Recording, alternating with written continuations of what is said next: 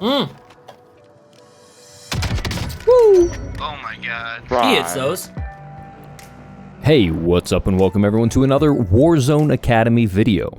If you're new to the channel, my name is Isaac, and I strive to provide you all with high kill gameplay, like the 24 kills, 7,000 damage game in the background, as well as in-depth guides on how to improve at Warzone. And that's exactly what we'll be discussing today. We're taking a deep dive into the tactics and strategies of squad gunfights, and more specifically, how to win a gunfight when down a player. In all the battle royales I've played, I've never seen someone go into such detail for a tactical analysis, and after completing this video, I now understand why. This has taken me several days to complete, but I am damn proud of what I have to share with you all today. I am more than willing to continue this type of in-depth coaching if you all find value in this. Make sure to let me know in the comments and through the like and subscribe button if you want to see more of this style of content. Now obviously this video is specific to Warzone, but if you end up transferring over to another BR, maybe you play Apex, Fortnite, all of the rotations, the lines of sight, everything that I'll be talking about today actually transfers to pretty much any tactical shooter.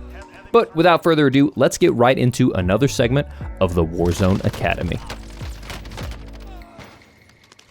Alright, so here's the setup for today's tactical breakdown. It's a scenario we're all too familiar with. One teammate gets ahead of the group. Maybe he's hungry for kills, maybe he's impatient, whatever it may be, he gets ahead of the group and is in a solo gunfight against an entire enemy team. He ends up getting downed, and now it's up to the other two to not only win the overall gunfight, but to do their best to prevent him from getting thirsted and heading straight to the gulag. And this brings us to our first decision point. A decision point is a brief moment in time during a gunfight where you need to make a snap decision on the strategy that is going to determine the outcome of the battle. We're going to be looking at the poor decisions that many rookie players are making, and also the correct, more calculated decisions that higher level pros are making. Now this wouldn't be an honest video if I didn't include what seems to be your random teammate's #1 strategy, which is retreat. Your life means nothing to them. They're terrified of the gulag, they don't want to go back, and they might buy you back later, but probably not.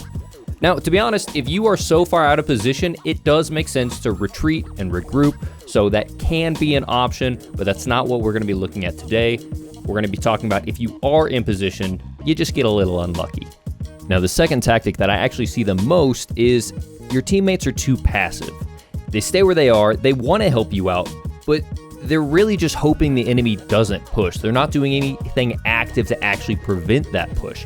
And it results in the enemies flying around the corner and just absolutely frying everyone on your team. Yes, there are teammates who think it's a good idea to res even when you're still in the enemy's line of sight. I've been there.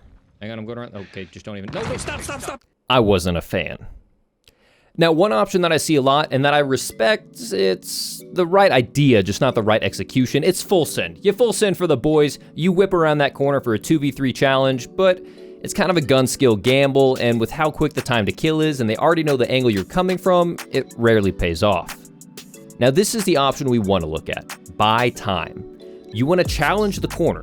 You want to stop your enemy from pushing you so aggressively, and you most importantly want to prevent the thirst. Help your bros out, stop trying to, rack up your KD, put yourself in a little bit of risk just to try to help them out and keep the squad together. But most importantly, you're slowing the aggression.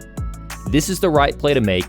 It kind of resets the battle. It allows, once again, another decision point. Now you can also end up in the scenario if your teammate got shot and then simply made it behind the corner himself. But now we're at a point where, how do we stave off the enemy and get our res in? Option A, many people hold a weak angle. And by this, I mean they're holding so conservatively against that wall that by the time that they see an enemy, they've already full committed to sending around the corner and they're not going to stop.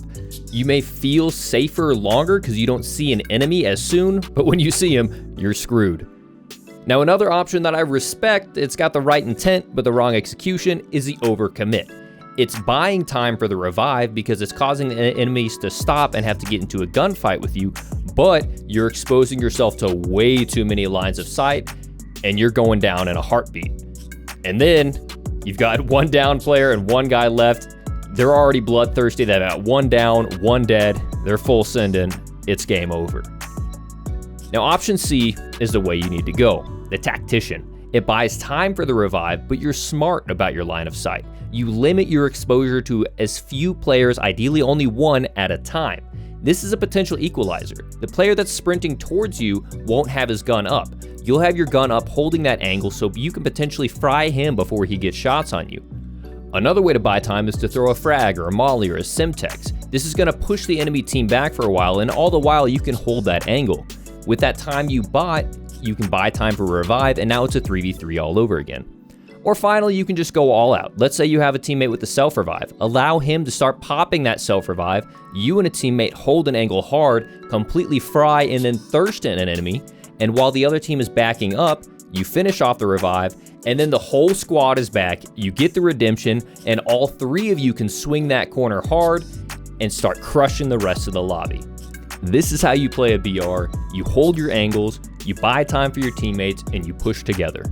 While I have some gameplay roll in the background, I want to talk further about the implications of these lessons. We discussed some specific scenarios, but I want to discuss further the overarching principles we should take away from this tactical breakdown.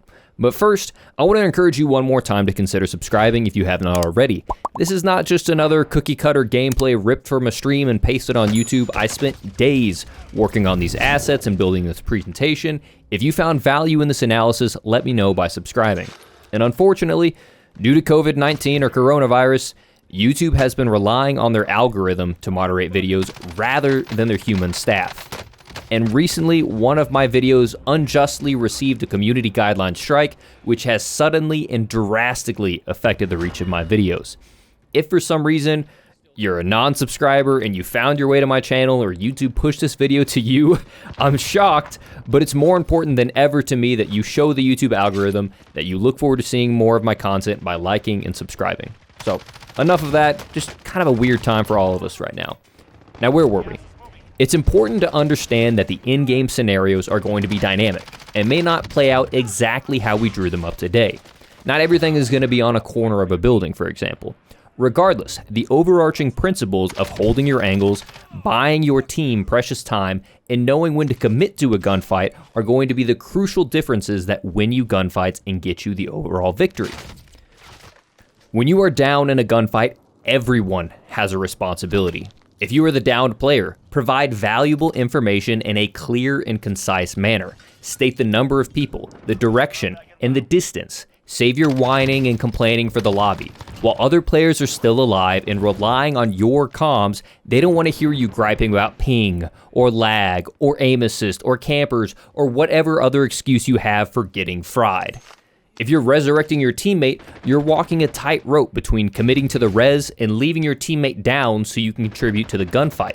And please, for the love of God, do not begin reviving until your teammate is out of harm's way. And if you're providing cover, it is your job to buy your team as much time as possible. You need to hold off your enemies long enough for your teammate to finish the revive, but you need to make sure you don't go down yourself. If you fall, the enemy's aggression will be increased even further, and they will full send around that corner to finish off your final teammate. Hold your angles closely. Buy your teammates time by swinging around a corner, but don't swing too far that you expose yourself to too many lines of sight.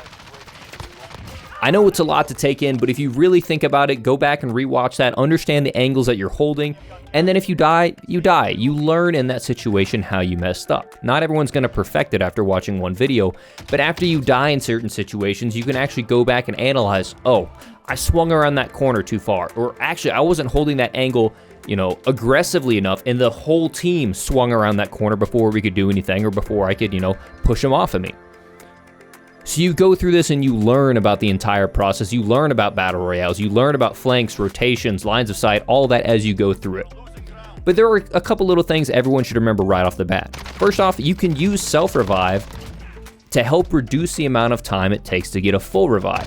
Simply initiate the self-res, but stop the animation when the bar is close to 80 or 90%. Then it only takes a couple seconds for your teammate to get you up, and you still get to keep your self-res for later. You can also change position while rezzing. If you're getting sniped or shot at, you can toggle between crouching, standing, and prone multiple times, all without interrupting your res progress. Furthermore, self-res is not a selfish purchase. Many people seem to believe that it's a self-serving purchase, but it cannot be further from the truth. My purchase of self-revive, while clearly having direct benefits to me, also has enormous benefits for the team. No longer are you hamstrung by me if I go down. You can continue our gunfight and our chances of winning the match without having to worry about reviving me. Self-revive should be welcome and encouraged by all members of the team. Speaking of members of the team, why don't you go ahead and send this video over to them, because we're wrapping things up here. I know it's kind of ironic, most of you are out of school or out of college, out of work, but definitely put your brain through an exercise with this one. I really hope you guys enjoyed all the thought I put into this video. I've got a lot of content coming for Warzone Academy in the future. Let me know down in the comments what you're struggling with, what you want to focus on in the future, how you want to improve, and we can knock that out in a future video. Thank you guys all for the support. Stay safe out there, and I'll catch you on the next one. Peace.